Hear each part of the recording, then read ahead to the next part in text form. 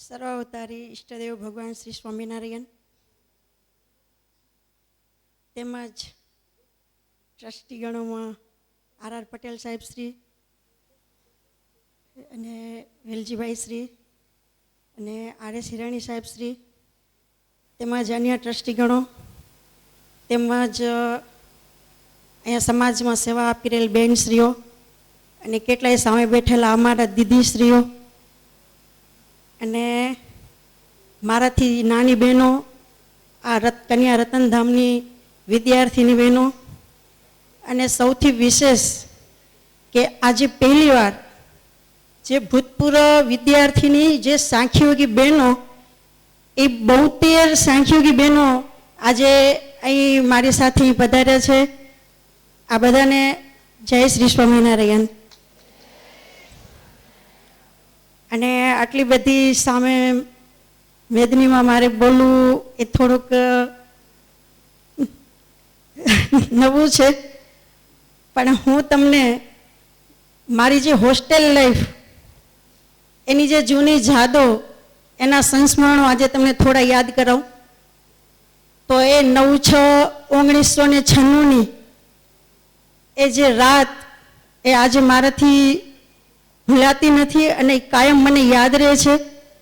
એક નાની છોકરી 2-3 જોડી કપડાં, મમરાનો ડબ્બો અને દફતર લઈ અને 9/6/1996 રવિવારની એડમિશન લે અને સાવ નવી જ દુનિયામાં પ્રવેશ કરવાનો. એમાંય ઘર યાદ આવે અને રાત્રે આંખ ભીની થઈ જતી તો સાલમાં છુપાઈને આંસુ રૂછી લેવા. આ રાત મને હજી આજે પણ વિસરાતી નથી. અને જોતામાં આ હોસ્ટેલ જીવન મને એક અંદરથી સ્પર્શી ગયું કે જે મને કાંઈ આવડતું નહોતું એ પોતાની જાતે સ્વયં કરતા શીખી ગઈ. પોતાના કપડાં પોતાની જાતે ધોવાના, જાતે વહેલા ઉઠવાનું, એ પણ બેલની સાથે. 5 વાગે બેલ પડે, હોસ્ટેલમાં જવાનું, મેદાન ઉપર જવાનું, યોગ કસરત કરવાના અને પાછા પ્રાર્થના પૂરી કરી અને પાછું હોસ્ટેલની અંદર આવવાનું. સવારનો આપણે જે દૈનિક ક્રિયા પતાવી નાસ્તો કરી અને સ્કૂલમાં પાછું 7 વાગે પહોંચી જવાનું. અને આ હોસ્ટેલ જીવન મને એક ટાઈમનું શું મૂલ્ય છે, ટાઈમની શું કિંમત છે એ શીખવાડ્યું કે ટાઈમ ટુ ટાઈમ ઉઠી જવાનું, ટાઈમ ટુ ટાઈમ સ્કૂલ પહોંચી જવાનું. અને જો 1 જ મિનિટ મોડા પડીએ તો પકડાઈ જઈએ, ગેટ બંધ થઈ જાય.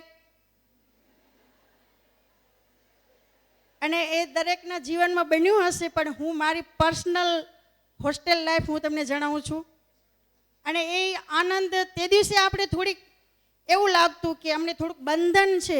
અને આજે એ જે બંધનમાં જે આપણે રહીને જીવનના જે પાઠ શીખ્યા છીએ એ આજે પણ મને કામ આવે છે.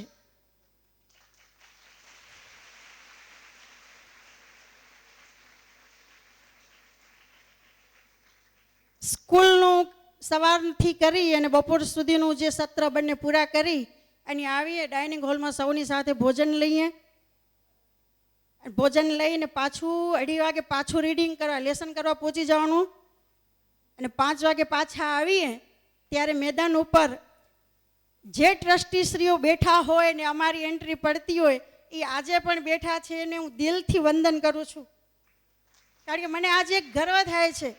અને મને એ થતું હતું કે અમે બધા ભૂતપૂર્વ વિદ્યાર્થીઓનો એક સાથે ભેગા તો થઈએ છીએ, પણ પટેલ સાહેબ શ્રી, આર હિરાણી સાહેબ શ્રી એ લોકો થોડા ઉંમર લાયક થયા છે.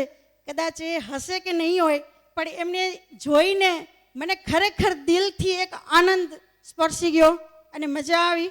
અહીં કને અમને એક લાભ મળ્યો મને બોલવા માટે.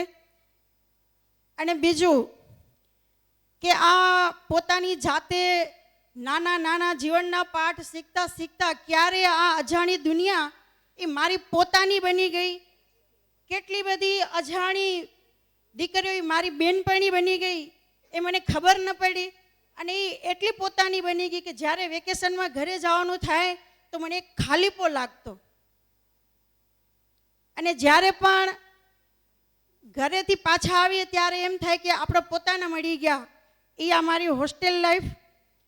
1999માં મેં SSC પાસ કર્યું અને 2001ની સાલ 2000માં આપણે નૂતન હોસ્પિટલનું ઉદ્ઘાટન કર્યું. 1 મહિનો રહી અને 26મી જાન્યુઆરીના એ મહાભયંકર ભૂકંપ આવ્યો.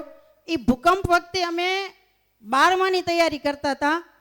એની વચ્ચે આ ભૂકંપ આવ્યું ત્યારે જે આપણું કન્યા સંસ્કાર ધામની બિલ્ડિંગો લગભગ બધી ડેમેજ થઈ ચૂકી હતી. એટલે બીજા બધાને તો રજા હતી, પણ જે 12મા ધોરણની જે દીકરીઓ હતી એમને અહીંયા RD વરસાણી સ્કૂલમાં અમારે અહીંયા લેસન વાંચવા માટે જે ટેન્ટ બનાવી રાખ્યા હતા એમાં અમે 12માની તૈયારી કરતા હતા. અને જ્યારે 12માની એક્ઝામ પૂરી કરી બધા 5-5 વર્ષ રહે, મારે 6 વર્ષ રહેવાનું થયું અહીંયા. કારણ કે મારા વાલી એટલે સ્ટ્રિક્ટ કે નહીં, જે છોકરી હોસ્ટેલમાં તૈયાર થાય ઘરે ન થાય, એટલે મારે કોલેજનું પહેલું વર્ષ પણ મારી હોસ્ટેલમાં જ રહેવાનું થયું. એટલે એ RD વરસાણીમાંથી અહીંયા થોડા ડુંગરા હતા, થોડુંક નિર્જન એરિયા હતો, ત્યાંથી હિરાણી સાહેબે બતાડેલું કે અહીંયાથી જાશો ને તો શોર્ટકટ પડશે. એટલે અહીંયાથી JB ઠક્કર કોમર્સ કોલેજમાં વચ્ચેથી જાતા નજીક પડતું, ત્યાં સુધી તો ચાલ્યું.